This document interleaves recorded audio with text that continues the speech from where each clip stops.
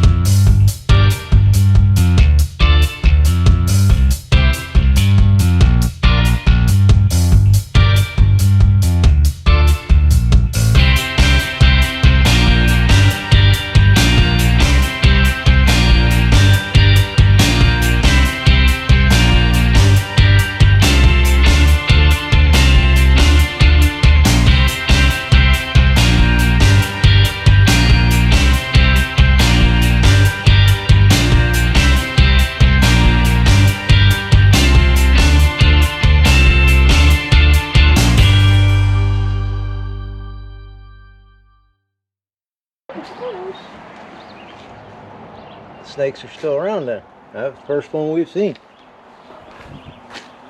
Except for their skin. It's a slither. Oh, this isn't good. We've been a little busy. Oh yeah? Got rid of all the trash back there. Brought all the rocks over for a little girl to work on the hillside. So you can have a rock garden over here. I kind of tiered it a little bit with some logs just to keep some erosion back, but she's going to kind of flatten it out and have little steps up and make a little rock garden. It looks like garbage now, but it'll look good when she's done with it. Oh my. This, man, wow, this opened up. Got a lot of dirt moved. Looks a little bit better. A little bit opened up. At least to figure it, you know, get an idea of how the yard's going to be. We'll see. But it's a little bit better.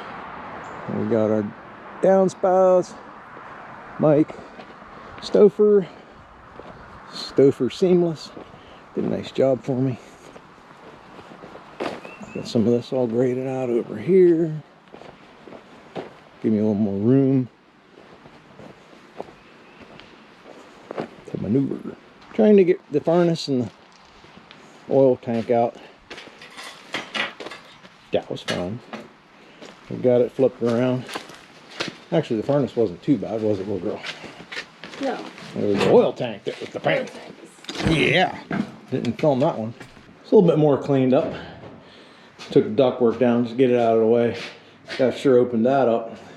Getting that furnace out. But that tank, yowzer. Had to take all the fittings off of it and the legs, flip it up, get it through there because there's not enough room. Somebody put a wall here. My light bulb burned out. But yeah, that was enjoyable. Getting the legs off, flipping it up, shimmying it, and then we've got a curb. Yay. Now, the fun part though. Chain it up and rip it out of here with the excavator. That's the fun part. I just gotta figure out how to chain this monster here.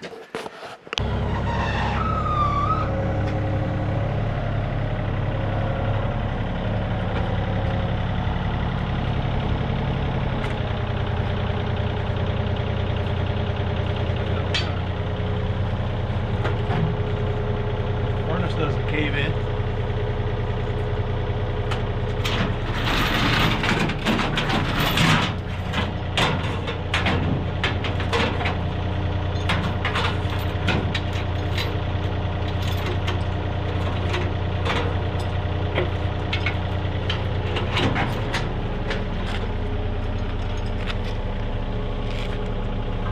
Well, we'll see. No guarantees.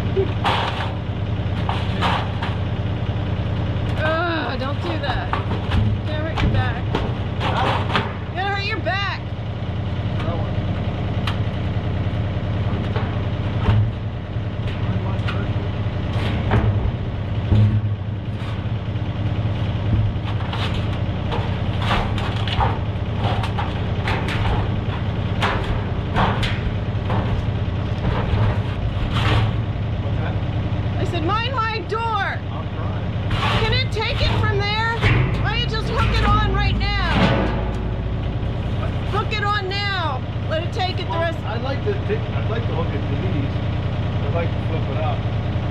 Side down.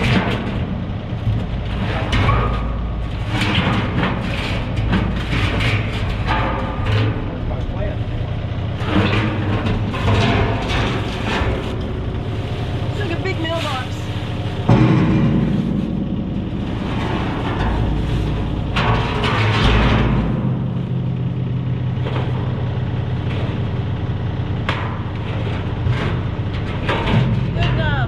Good enough.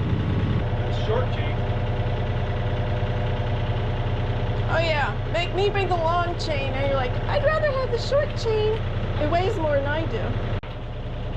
You know what you need? More chain. Swat bar. Flat bar. Big flat bar.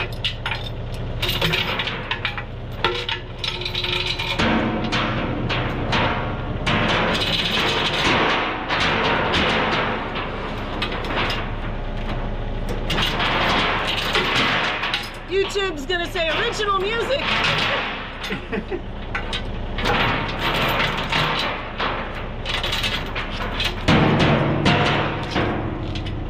Yeah, I need more chain.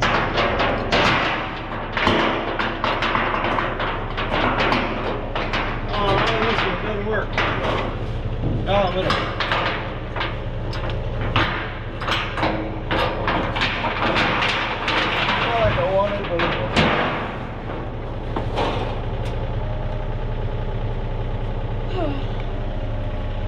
We don't do anything boring. No, I don't expect it to be level. I'd be shocked. I'm gonna quick giveaway.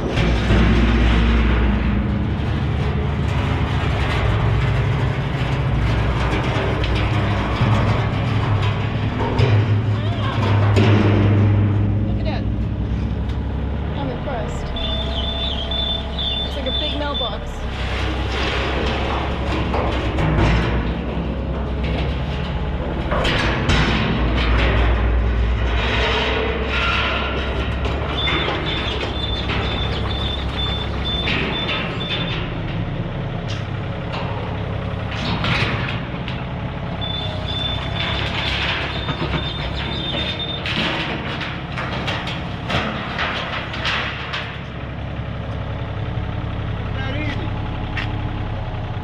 Went better than I thought.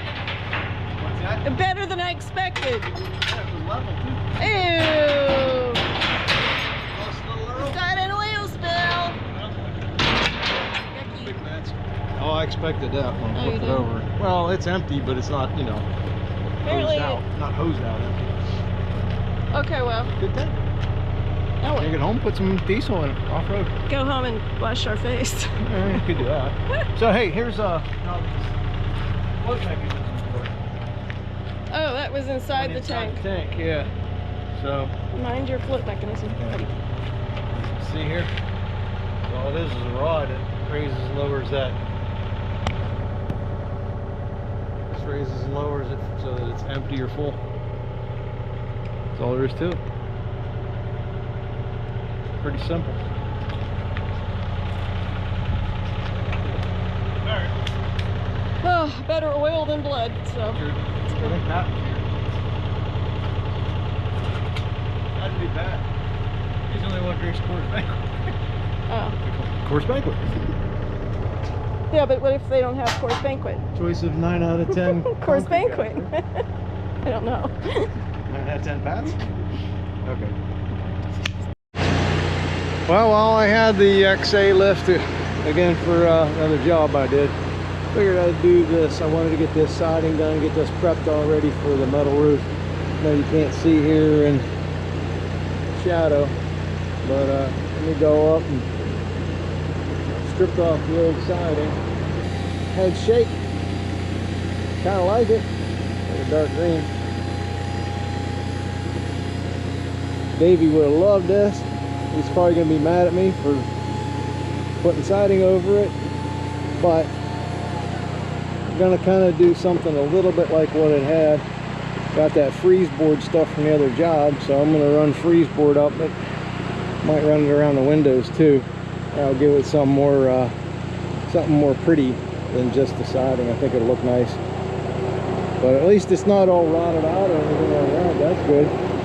Everything pretty good shape. Happy about that.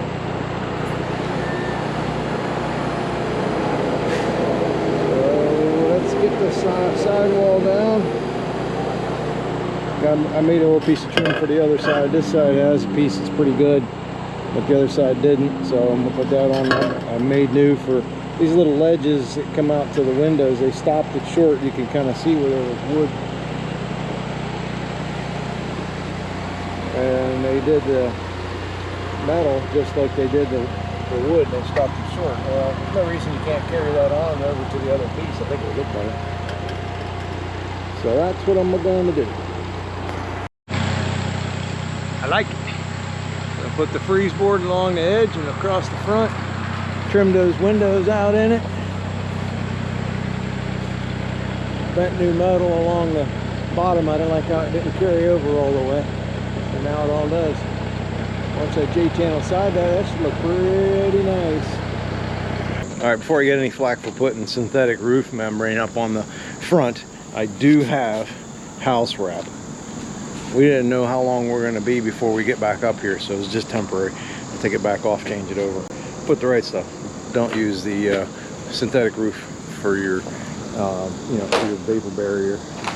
It can sweat and have moisture behind it. But no, we're going to use the right stuff. All right. Anyway, that being said, this side's basically like the other side. Kind of figured it would be. We're going to do the same thing with this side as we did with the other. Not bad for another day's job. What I gotta do is put the actual siding up now. I was kind of bummed I ran out of that Weathermate stuff. I had to use a little bit of that Lowe's wrap. Oh well. But at any rate,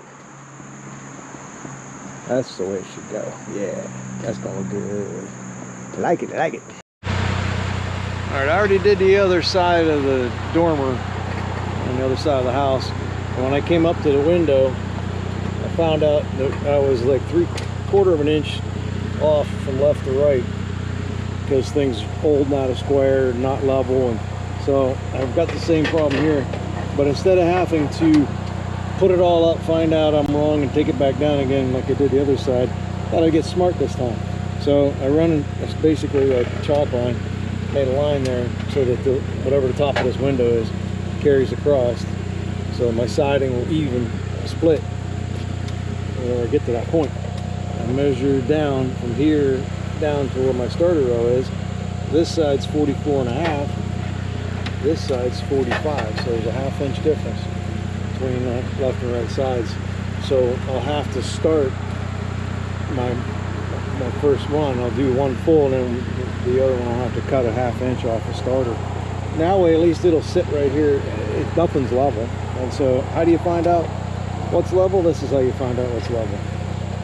At least not level, I should say. It'll look aesthetically correct. That's some argument BC and I have. Sometimes he wants to do everything level, and it's like sometimes you have to go aesthetically correct. Level's just a benchmark to go off of, so that if you're building new, everything is level. That's great, or plumb, you know. But when you do something like this, you can't. So anyway, that's how we're going to do it. We're going to take. So that's 45 inches. This side's taller. So I'll have to drop that one down a half so that it's 44.5. So I'll take a 1/2 inch off of that side over there. And by the time we come up, it should line up. One other thing I will double check is how my heights will look from the corners, because that might make a little bit of a slight deviation, but I think it'll be pretty close. Because I know even down here, from that little J channel that comes up, that is a different height than that side over there. The thing is that's going to get an outside corner trim piece when we put a metal roof on, so that's why I don't really care too much. Anyway, all right, let's do some more math and start siding the house. What I want to know is, why didn't you guys tell me I had to change that synthetic and get that off of there and put on Tyvek? Now it's getting late. Well, we got it done, and of course I had to remeasure everything because I had my marks on the old stuff, and I had to take it back off. At any rate, you can see everything lines up pretty good, considering those windows are out of whack and everything else. You can see very subtly on the lower window across there and a little bit there how it runs off, but the top looks good. It's subtle. I don't know if the camera picks it up, but it's going to look great from the ground. Anyway, I'm pretty happy with that. I used I just used thin screws on that PVC trim, and afterward I found the screws that have the caps in it. I like that. They come with a screw and a little plastic cap. I think what I'm going to do is I think I'm going to take those out and put the screws with the caps. I did on the other side and it looked great, and I went on to pocket. But at any rate, now we're going to have to come back on around and get on the sides of the dormers, and I'll show you how I figured out the math on that to make everything look pretty nice over there. And no, I'm not taking the synthetic off of the sides. That little bit, I'm not worried about it. Okay, so this is how I do it anyway. So I marked a little line. I used my speedy square when I was in the basket, made it a little easier. I followed it from, you can see it from that angle to the bottom of the run so that it's parallel with that. Made a little mark on this side, brought it over, made a little mark on that side, so I got a light pencil mark, transposed it down onto here, and then what I did from that point, again, level isn't a real concern on a little wee piece of wall like this. So I measured down from my J channel up there to my mark, and I found out what I had. It was 22.5. And I just moved my tape measure down and measured 22.5 and put a mark. Made a line across. Then I actually took another line and made that 1.25 inches. And what that is it gives me the top of the siding. It's 1.25 inches to the top of the siding, so that way I can see that mark when I cut it. Because this represents that. That upper line represents that. And so that way, now we're going to be lining up from this wall to this wall. And then when we keep working our way up, we'll keep checking our distances to the J channel above as we run each one. And that should be perfectly even when you're at the top. That's the game plan anyway. And then we just measure over how long do we want our piece, around 13 inches. And then we know that the slope on here, because I checked it, was around 34 degrees. Then you do your triangle, because the triangle goes around, it has 180 degrees, because it's half of a square. You take two triangles and put them together to make a square, that's 360 degrees. But a triangle is 180. You have a 90 degree turn here, so 90 is already out of the equation. You don't have to worry about it. So all we have to do for math is take the 35 degrees and take 90 minus 35, and we have a 55 degree angle for our cut. So I just used the speedy square, and I got my other speedy square finally, although this one has a cut in it. Somebody cut it. I can't win with speedy squares. Anyway, so you just take it right to the edge, you turn it, you got 55 degrees right to the edge. That should work. We'll find out. That worked like a charm. We can set this and put it right on our line, nail it, we're good to go. Should line our seam right up and just repeat. But I like to have a template. I had a template. This might be it. I don't know. I just mark it. Oh no, I think I just sacrificed my template from before. But anyway, I always keep one once I figure my angle out, like up there for the front gable. You know, you got to find out if it's off a little bit. Say it's 40 degrees, you cut it at 40. Well, you got to adjust a little bit. So maybe it's 41, 42. Then once you get what you want, keep the piece around, set it on top of the siding of the next piece, and make your mark. And then just rotate it that side and that side for right and left sides. Works for me. Better than measuring it every time. Alright, I'll nail that down and go on and measure the next one. So the next thing I did was I measured up 8 inches. Then I measured down and saw that it was like 14.5. Measured down 14.5, made a mark. That gives me an idea where I need to put my tape measure to get a length can get it close, I'll make it a little long just to be sure. But then I run my tape measure. Now I know where the tape measure needs to go. Generally there, you can make the next piece. I did that up here. Next piece is going to be pretty close to 3 feet. I'll just make it 3 feet and trim it. Since I already got my angle on the last piece, I can just use it as a template. Mark it, cut it, done. Easy peasy. Of course, after I got up where I can get a better measurement, I was able to just measure the bottom. So I just measured the bottom and marked it, and then used my template. A little quicker than all the other measurement. We got a 5-inch spacing straight on at the top, so that worked out really well. Takes a few minutes to do the math and stuff, but it's well worth it. Makes everything turn out pretty good. All right, let's go home.